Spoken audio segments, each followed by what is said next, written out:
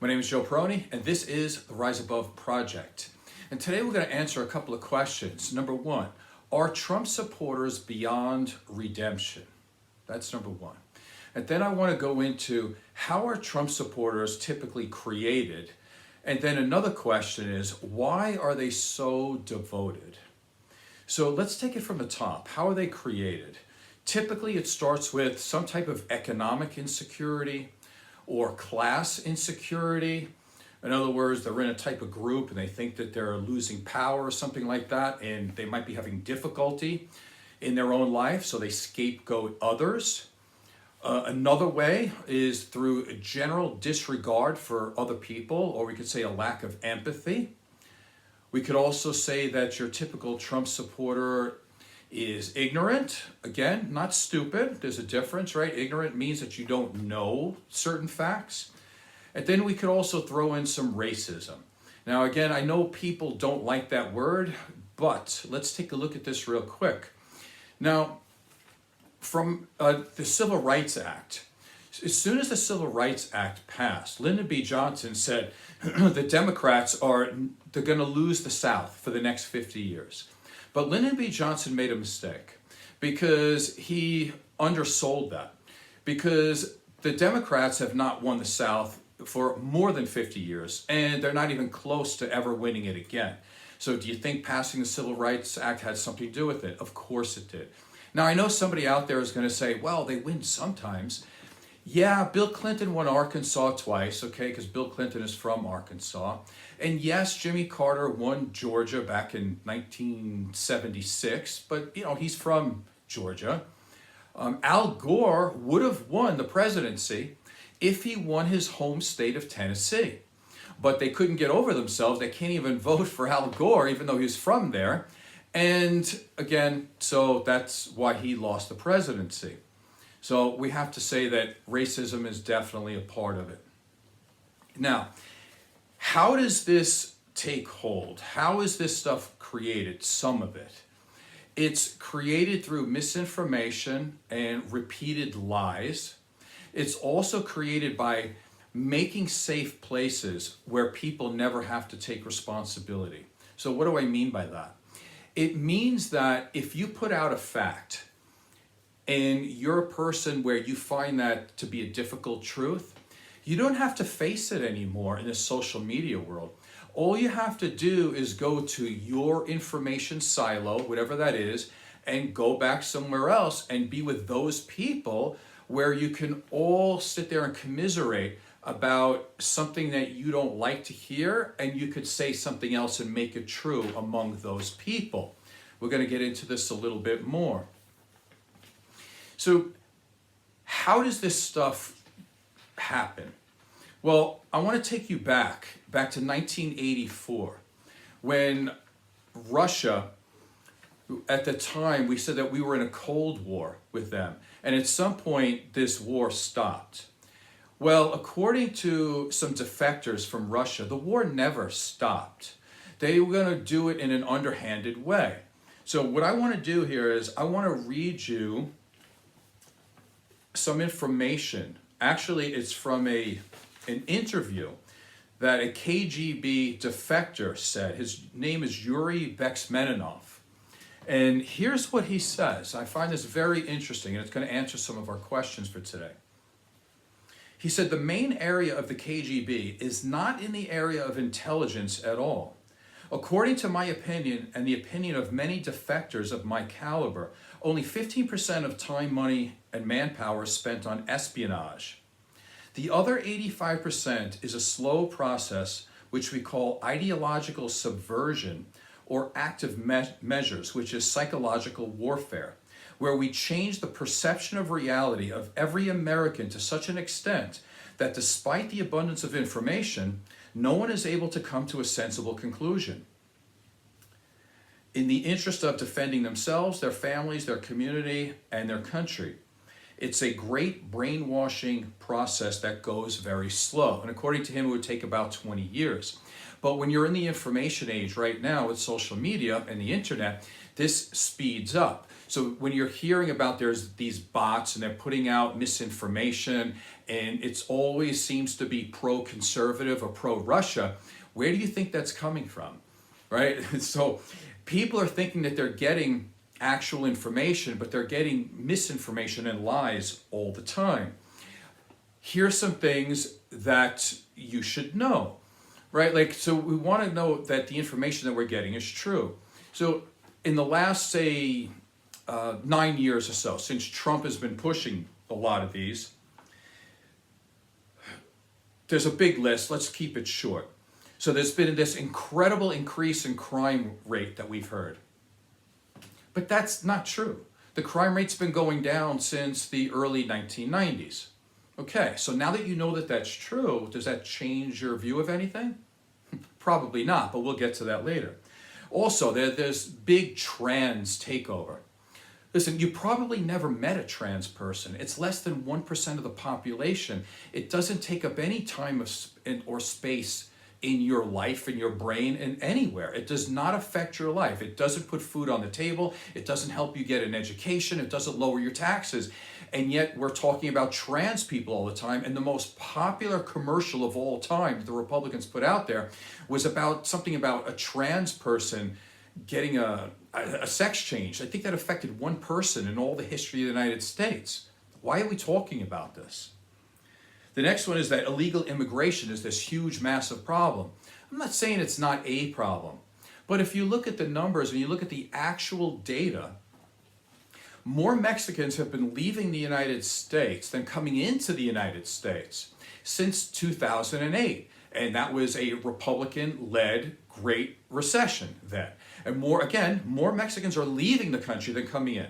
So it doesn't mean that there's not an immigration problem, but what are you talking about right now? The problem was worse 20, 30, 40 years ago than it is now, and yet people just can't stop talking about it now and acting like it is a problem. So again, when Biden was in office, they talked about how terrible the economy was, but every single economic indicator was positive.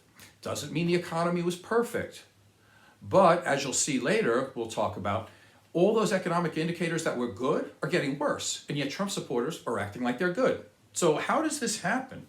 Well, again, we can look at Fox News, right? Because it's not a news station. It's a propaganda and entertainment machine. Now, again, some conservative out there is going to whine, cry, and complain. However, they were sued for almost $1 billion because they are putting out false information. And their argument in court is that no logical, reasonable person would ever think that they're a news station because they're not. They're entertainment. So if you listen to that and you get your news from there, you're not watching anything different than if you were watching, like, say, Saturday Night Live or some type of entertainment type of show or something that's, I don't know, made for comedic value for conservative people. It's not a news station. Also, there are plenty of right-wing podcasters out there. Now, I guess you could, I do a YouTube channel, and in my great brain, I think, wow, I've got 3 college degrees, I've got 1 million years of experience doing a lot of things, I should be fine, I should be super popular. Algorithms don't hit me to work that great, and I'm thinking, well, how do some of these guys on right-wing media or right-wing women get so popular? Well, part of it is, again, the misinformation. Russia, and it's been found to be true, so don't complain to me about it, but Russia sponsors many of these right-wing podcasters. I can't go through all the list of which ones they are, but you can take a guess. You see these people that they are very, very mediocre people in general, and very mediocre in terms of their intelligence, and very mediocre in terms of how they relate to people, and yet they've got millions of subscribers, and they're very influential, and yet they don't know a thing about politics, and yet they're super popular and make a big difference in pushing that Republican ideal, let's say. So Russia's behind that too. Not a shock from what I've read about Yuri Bezmenov. I had trouble pronouncing his name. Anyway, so he says some more things, and I think this is really interesting. So one of the questions, again, going back to the beginning, Are Trump supporters beyond redemption? Because I'm going to give you some anecdotal evidence. Because in the last 2 weeks, I've had some really interesting conversations with Trump supporters. And you would think, well, why would they be so interesting? It's because when you can demonstrably prove that things are going down, let's say the stock market is tanking, they look at that and they have a different point of view. Well, one number is higher, the number goes lower. When the number is lower, but Trump is in office, then that number is good. When Biden was in office, we'll get to that in a second. So this is Mr. KGB, once again, to answer the question, are Trump supporters beyond redemption?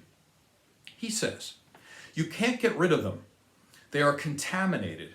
They are programmed to think and react to stimuli in a certain pattern. You can't change their mind even if you expose them to authentic information. Even if you prove that white is white and black is black, you still can't change the basic perception and logic of behavior. In other words, these people, the process of demoralization is complete and irreversible. A person who is demoralized is unable to assess true information. The facts mean nothing to them. Even if you shower them with information, with authentic proof, with documents, with pictures, they will refuse to believe it. And just so we're clear, demoralization, what he means by that is that you take a person's virtues and values and morals and basically knock them down to zero, extract them, and then you inject it with whatever you want to. So brainwashing is real. Like there used to be a movie called The Invasion of the Body Snatchers. This is like the invasion of the brain snatchers. So this is what you're dealing with when you're dealing with Trump supporters. And if you're a Trump supporter listening to this right now, you're trying to do that real funny laugh, like, haha, he doesn't mean that. Yeah, I do actually. Because you're gonna have to answer the question of why does something happen when Trump is in office that's very negative and you stand up for it? Which I think is very dangerous, right? Like I think it's okay to, let's say, idolize, right? We can idolize a musician, idolize a poet, idolize a doctor, for example, somebody in life. But to idolize a politician is very dangerous because when they do things to hurt you and you're still sitting there saying, thank you for giving me that pain. Thank you for hurting me. Thank you for not helping me. Thank you for taking away my money. Or like I talked to a guy this week about the VA. He's in the military. He needs the VA.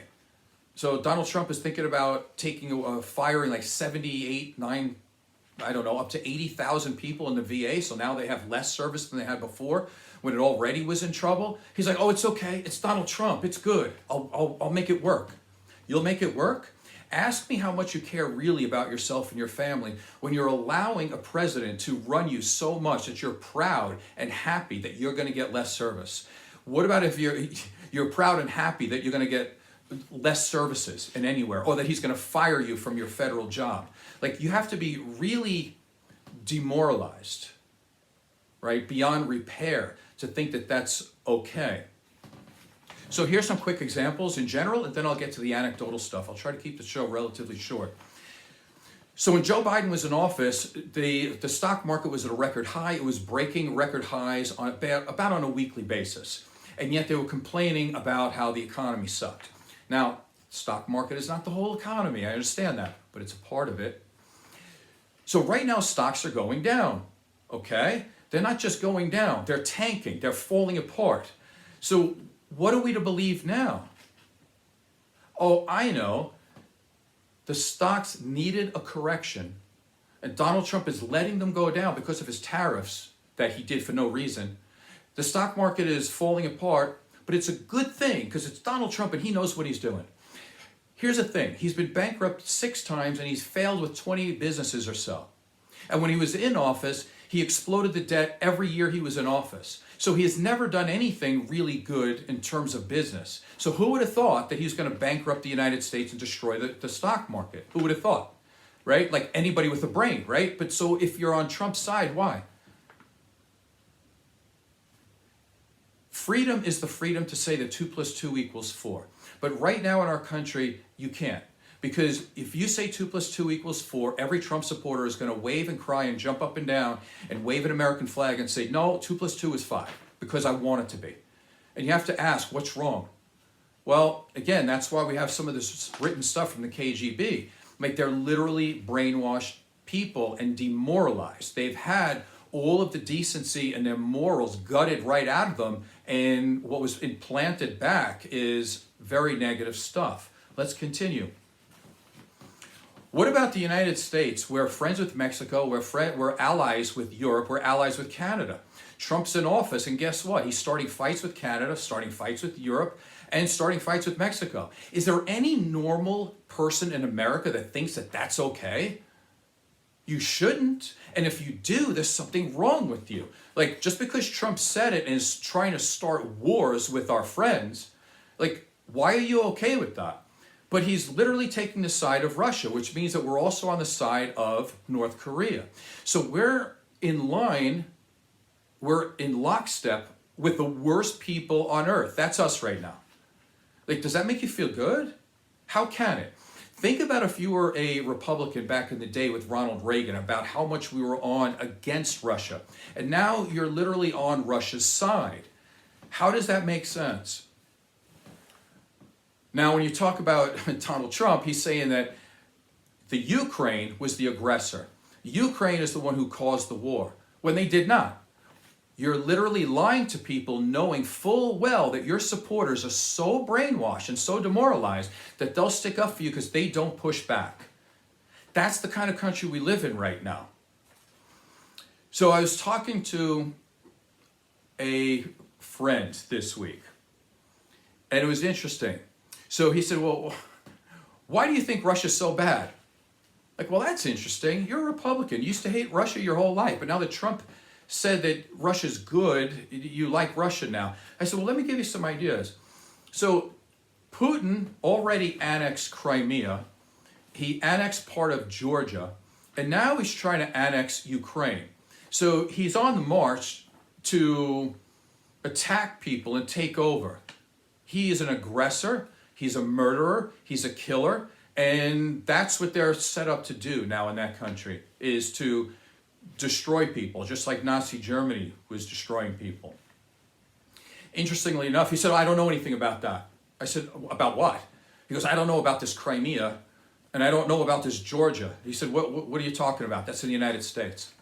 I go, come on, man. So again, Trump supporter, talking out loud, and you don't know that. You think that when Putin invaded Georgia, he was talking about Atlanta, Georgia? Like, just be quiet, okay? Like, that's not stupid, maybe. That's just ignorant. Like, it's just incredible, these people. So he couldn't get over himself. He thinks that Russia's good now because we're on their side.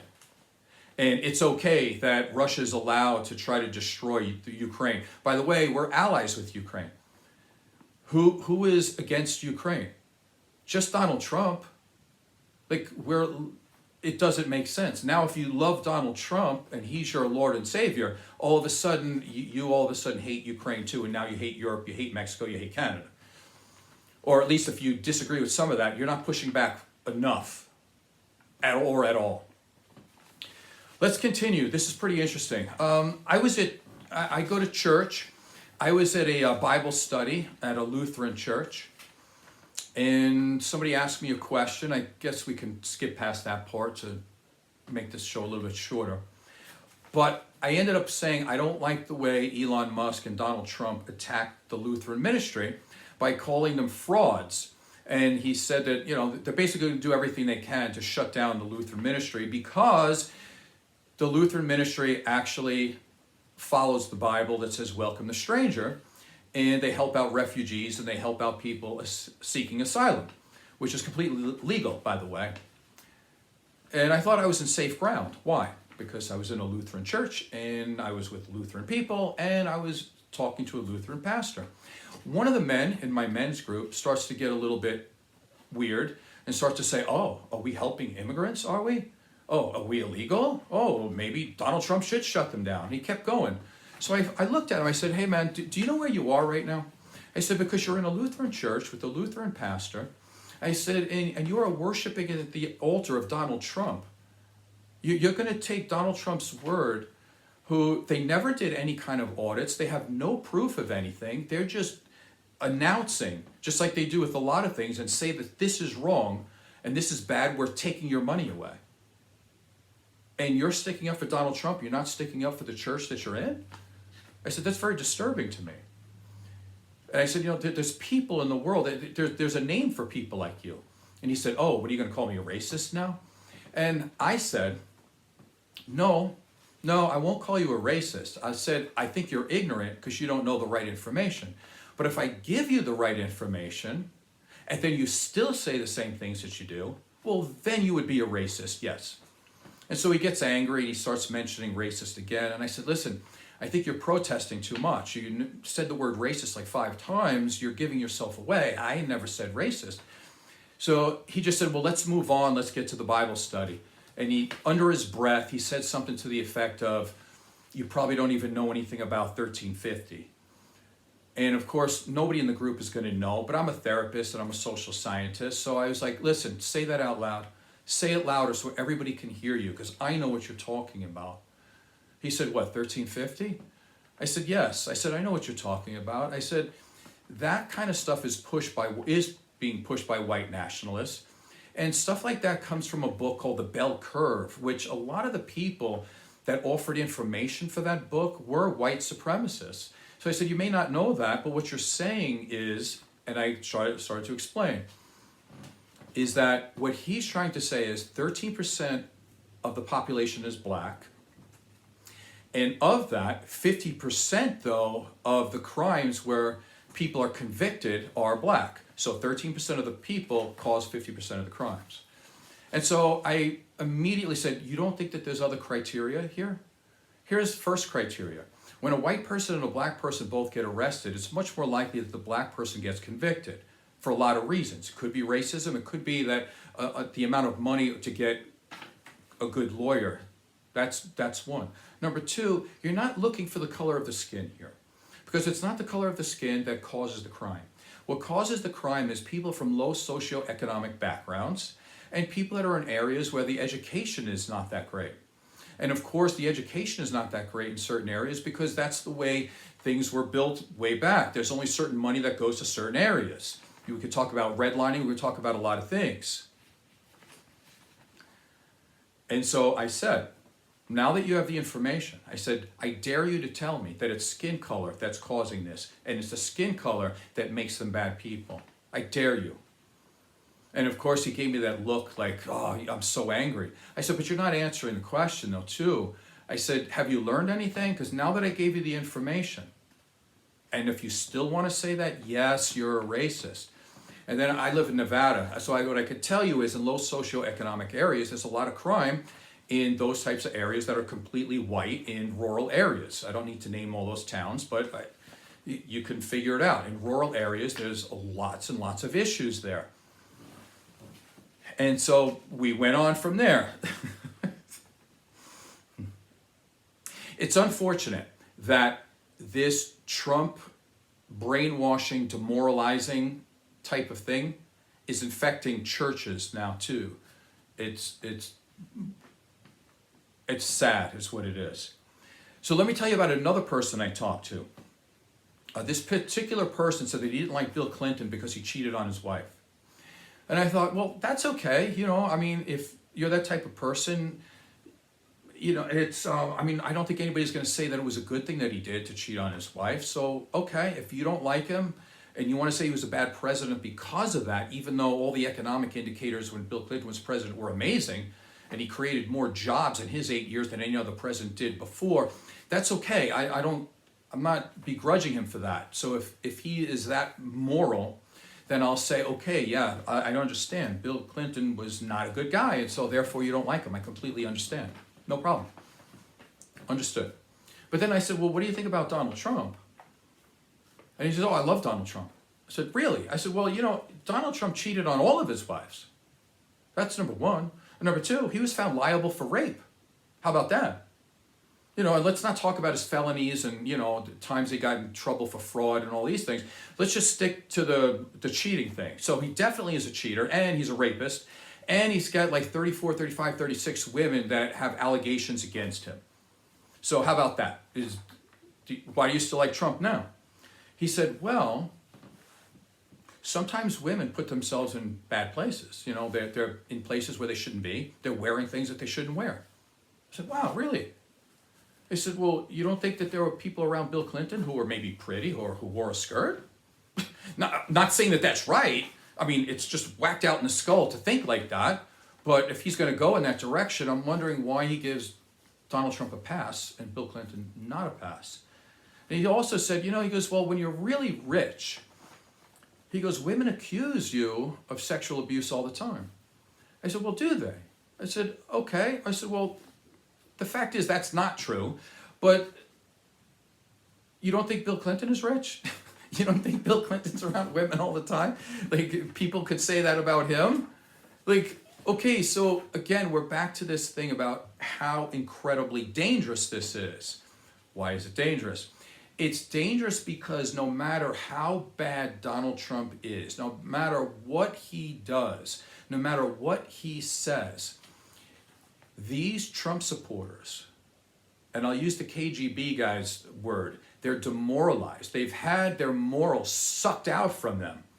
And then they've been infused and injected with bile and garbage from other countries that are bad countries that are trying to harm people.